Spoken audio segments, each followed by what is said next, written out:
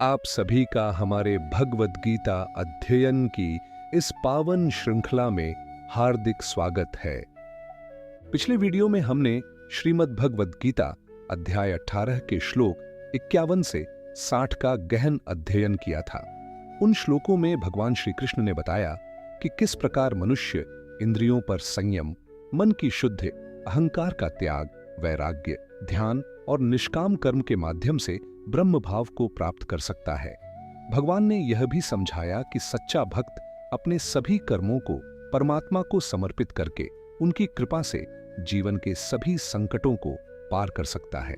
साथ ही उन्होंने अर्जुन को यह भी बताया कि यदि कोई अहंकारवश भगवान की आज्ञा का पालन नहीं करना चाहता, तब भी अपनी प्रकृति और स्वभाव के कारण वह कर्म करने के लिए बाध्य होगा। आज के इस प्रवचन में हम अध्याय 18 के श्लोक 61 से 68 का अध्ययन करेंगे। इन दिव्य श्लोकों में भगवान श्री कृष्ण हमें बताते हैं कि परमात्मा प्रत्येक जीव के हृदय में अंतर्यामी रूप से विराजमान हैं। वे सभी का संचालन करते हैं और अंततः संपूर्ण भगवद गीता के सर्वोच्च संदेश पूर्ण शरणागति का उपदेश देते हैं। विशेष रूप से श्लोक 66, जिसे गीता का चरम उपदेश कहा जाता है, हमें भगवान की असीम करुणा, कृपा और उनके प्रति पूर्ण समर्पण का मार्ग दिखाता है। इसके साथ ही भगवान यह भी बताते हैं कि इस दिव्य ज्ञान को किस प्रकार श्रद्धा और पात्रता रखने वाले लोगों तक पहुंचाना चाहिए। तो आइए श्रद्धा, विनम्रता और एकाग्रचित्त होकर भगवान श्री कृष्ण के इन अमूल्य वचनों का अध्ययन करें। श्लोक 61। ईश्वरः सर्वभूतानां हृद्देशे अर्जुन तिष्ठति, भ्रामयन् सर्वभूतानि यंत्रारूढ़ानि मायया। भावार्थ: हे अर्जुन, परमेश्वर सभी प्राणियों के हृदय में स्थित हैं और अपनी दिव्य शक्ति अर्थात माया के द्वारा सभी जीवों को ऐसे संचालित करते हैं मानो वे किसी यंत्र पर बैठे हुए हों। स्पष्टीकरण: यह गीता के अत्यंत गूढ़ श्लोकों में से एक है। भगवान श्री कृष्ण यहां यह नहीं कह रहे कि मनुष्य केवल कठपुतली है, बल्कि वे यह समझा रहे हैं कि संपूर्ण ब्रह्मांड एक दिव्य व्यवस्था के अंतर्गत संचालित हो रहा है। परमात्मा प्रत्येक जीव के भीतर अंतर्यामी के रूप में निवास करते हैं। वे हमारे विचारों, भावनाओं और कर्मों के साक्षी हैं। हमारे शरीर की धड़कन, श्वास, प्रकृति के नियम, समय का प्रवाह, इन सबके पीछे उसी परम चेतना की शक्ति कार्य कर रही है। यहाँ यंत्रारूढ़ानि शब्द अत्यंत महत्वपूर्ण है। हमारा शरीर एक यंत्र की भांति है। आत्मा उस यंत्र में बैठा हुआ यात्री है और उस संपूर्ण व्यवस्था का संचालन परमात्मा की शक्ति से हो रहा है। लेकिन इसका अर्थ यह नहीं कि मनुष्य की कोई जिम्मेदारी नहीं।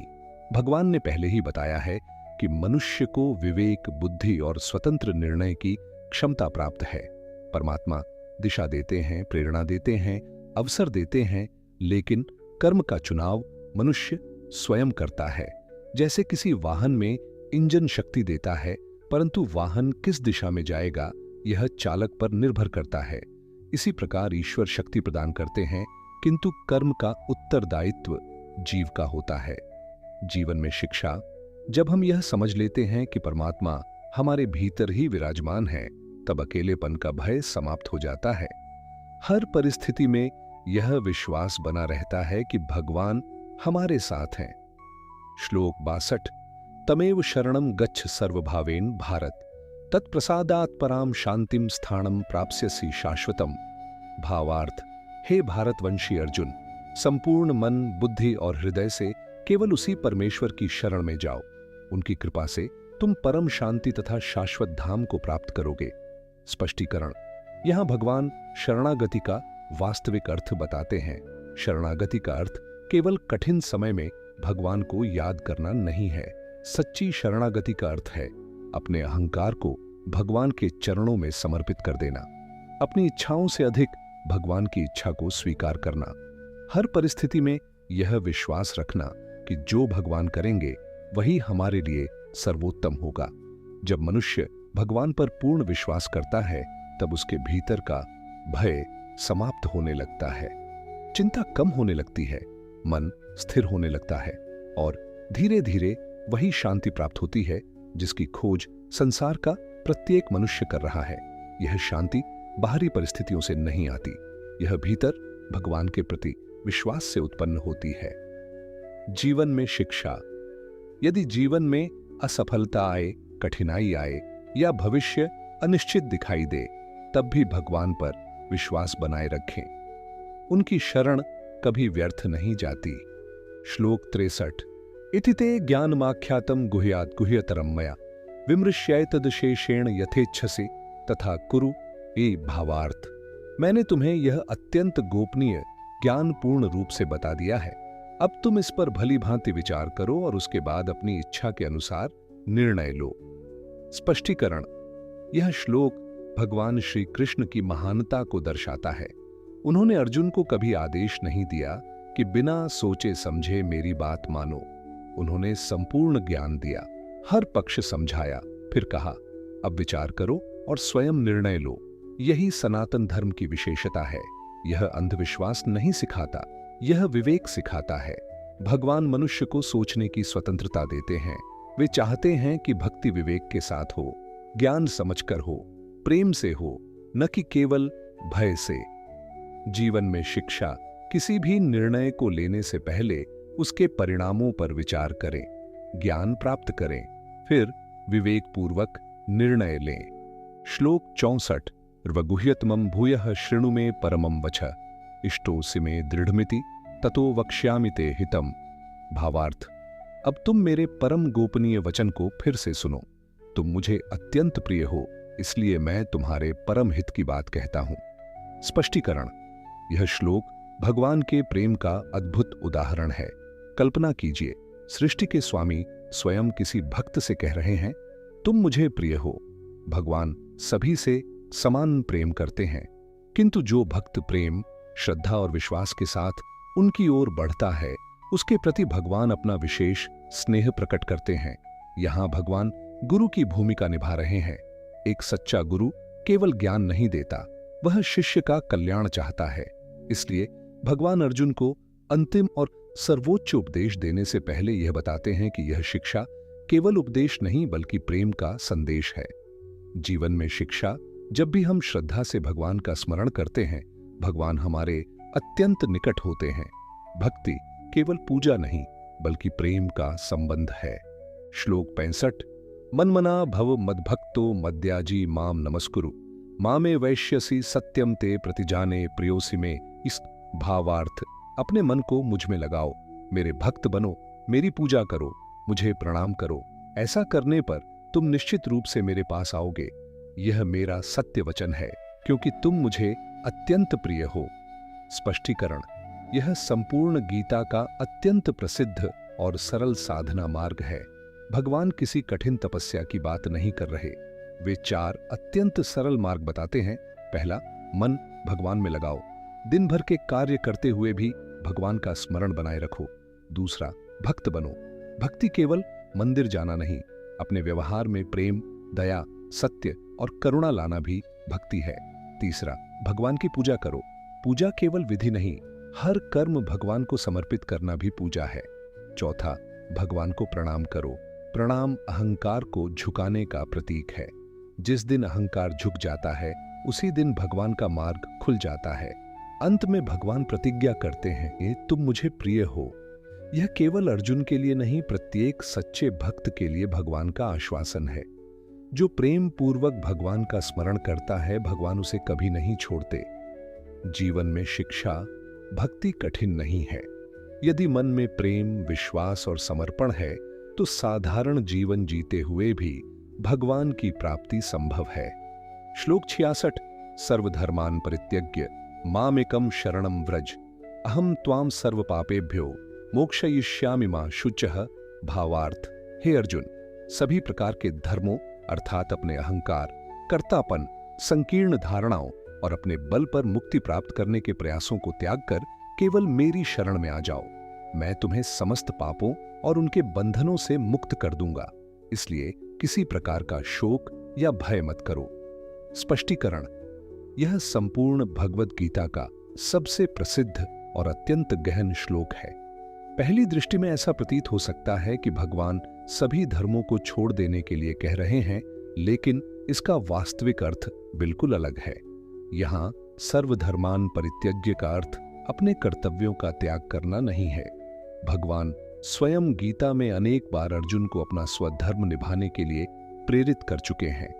इसलिए यहाँ धर्म त्यागने का अर्थ बाहरी कर्तव्यों का परित्याग नहीं, बल्कि उन मानसिक बंधनों का त्याग है जो हमें भगवान से दूर ले जाते हैं। मनुष्य अनेक प्रकार की धारणाओं में बंध जाता है। मैं ही सब कुछ करने वाला हूं, मेरे प्रयासों से ही सब होगा, मैं अपने बल पर ही सब कुछ प्राप्त कर सकता हूं। इन्हीं अहंकारी भावों का त्याग करके भगवान की शरण में जाना ही इस श्लोक का वास्तविक संदेश है। शरणागति का अर्थ क्या है?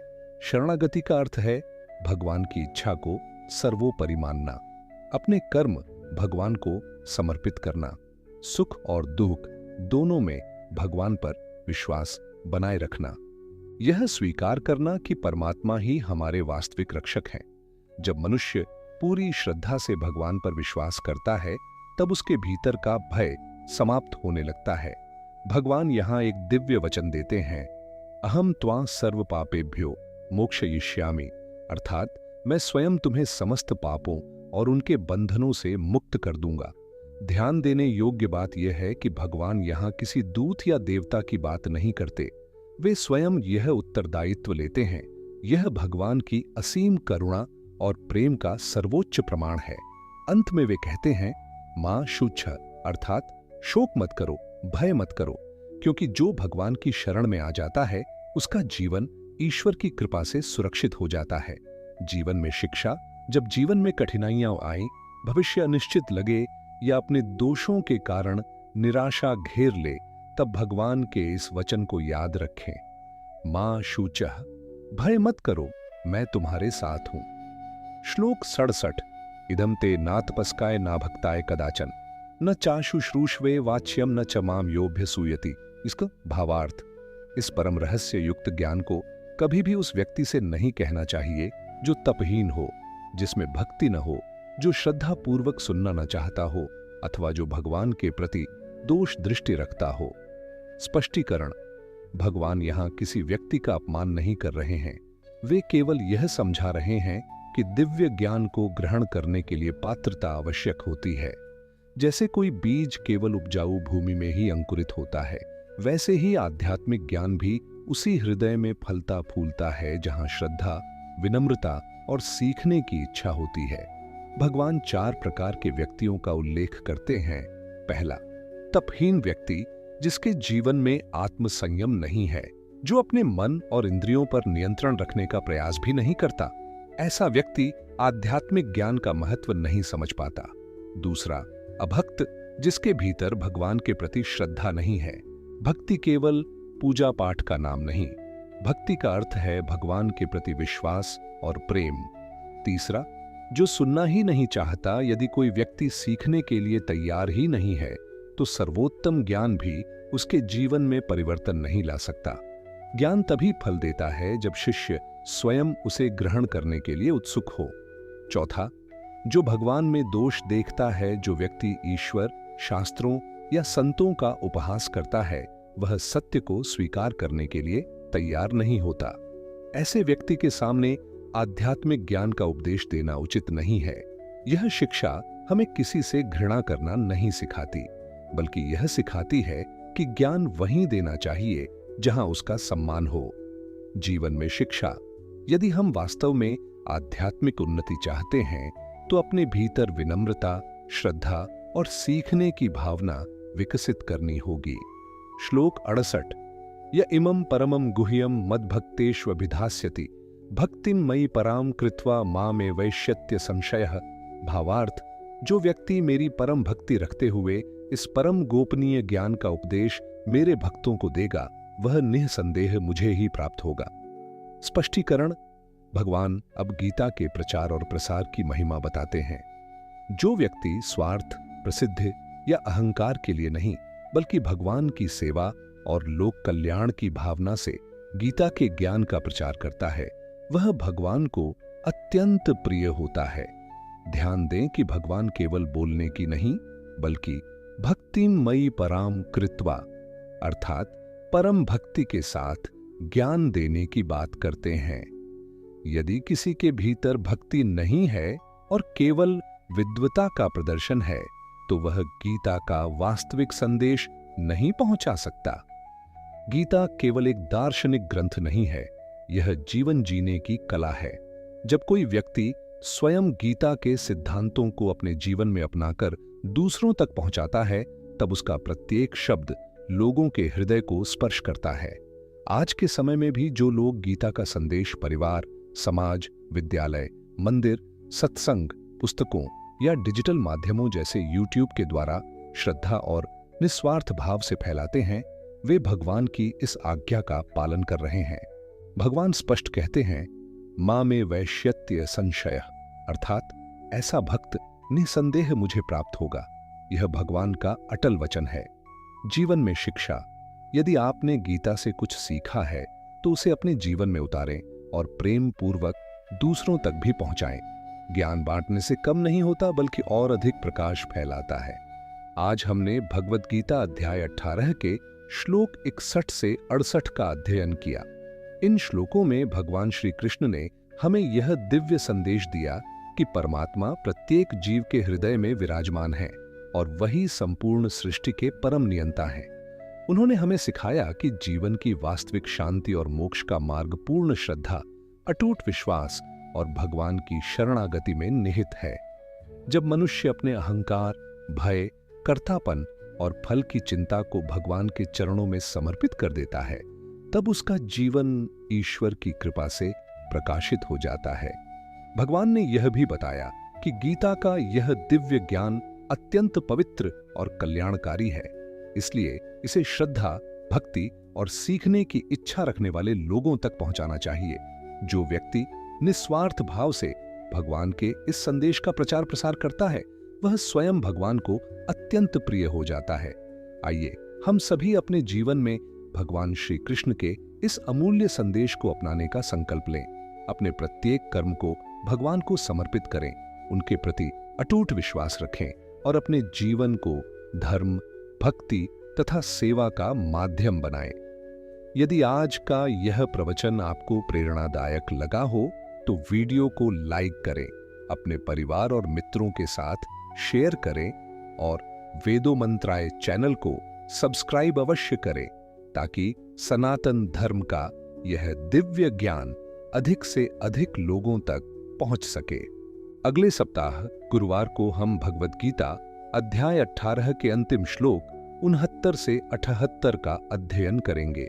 इन श्लोकों में भगवान श्री कृष्ण गीता के ज्ञान का प्रचार करने वाले भक्त की सर्वोच्च महिमा, श्रद्धा पूर्वक गीता के अध्ययन और श्रवण का फल, भगवान और अर्जुन के बीच इस दिव्य संवाद का समापन, अर्जुन के मोह का पूर्ण नाश तथा उनके अंतिम संकल्प का वर्णन करते हैं। इसी के साथ श्रीमद् भगवद गीता के 18वें अध्याय और संपूर्ण भगवद गीता का दिव्य उपदेश पूर्ण होता है। उस अंतिम प्रवचन में हम न केवल भगवान श्री कृष्ण के अंतिम उपदेशों को समझेंगे, बल्कि संपूर्ण भगवद गीता के सार और उसके जीवनोपयोगी संदेश पर भी मनन करेंगे। हरिओम तत्सत।